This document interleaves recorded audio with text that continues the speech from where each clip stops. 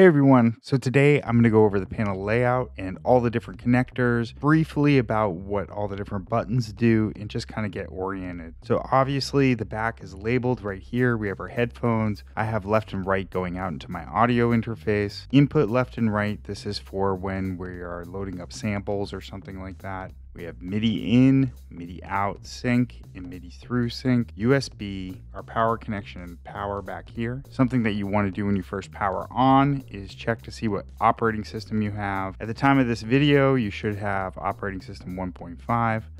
It shows up in the lower right hand corner when you first turn it on. You're going to want to update to the most recent operating system because they have some new features that I'm going to go over in a video. And you just want to make sure that yours looks exactly like mine as we go through things. Let's talk about what each of the knobs do and the basic just parts of the Digitakt. So obviously we have our master volume up here in the upper left hand corner. If we look at our screen, you notice that there's 2 rows of 4 parameters each.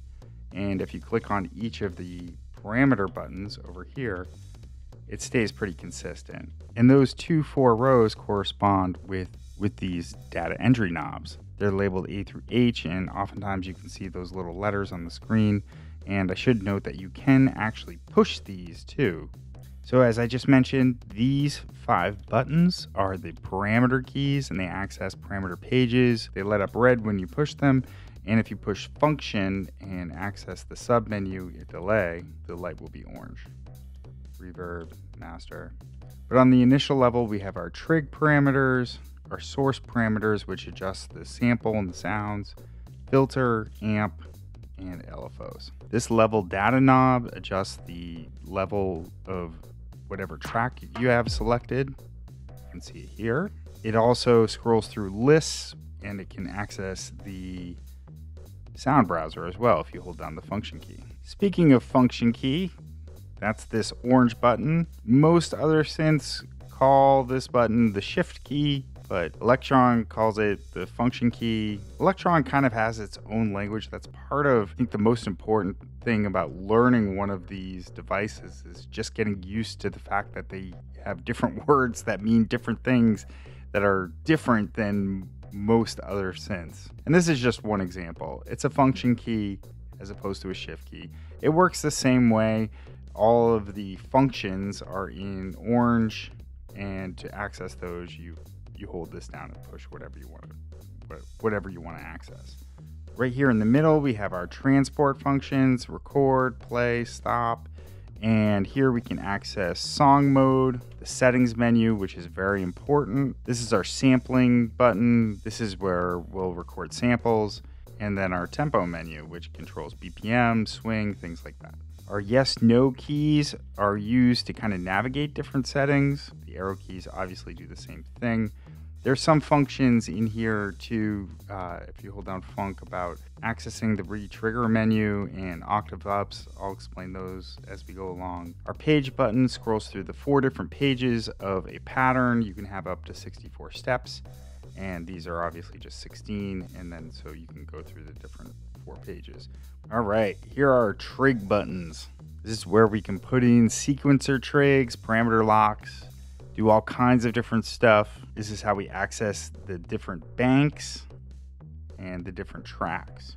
They have all kinds of preset beats for us to play around with. If you want to change them, you can go to a different bank, and then it'll ask you what track you want. I'm just going to pick a random one.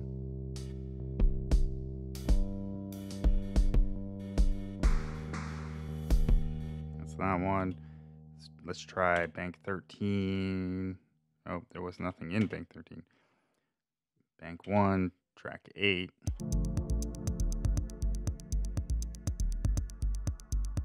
That's cool. I'm sorry, that was bank A, pattern 8. And you can see it says A08. So we know that it was bank A, pattern 8. Bank B, pattern 8.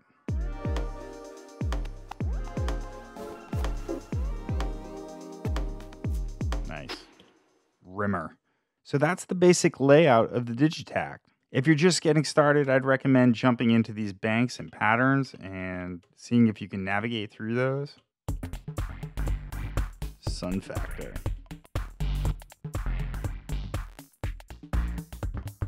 So it looks like we have 32 patterns. We have bank A. If you click on it, all of these are kind of like that white teal color. That means that they all have data in them.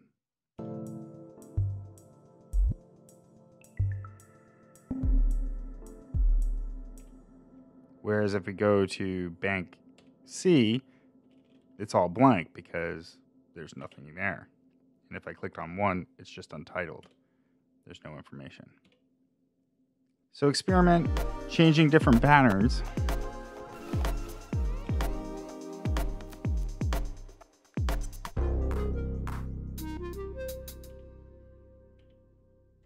Before we start making music, I really want to explain how this thing works. So going over the sound architecture and then the data structure, if you spend time to really understand how audio signals are flowing through this thing and how the different files are stored and kind of work together, I think it'll really help guide you in when you're actually making projects and songs and music. So these next few videos are probably going to be fairly short, but they're extremely important. All right, thanks for watching. Thanks again to Perfect Circuit for sponsoring this video series, and I'll see you next time.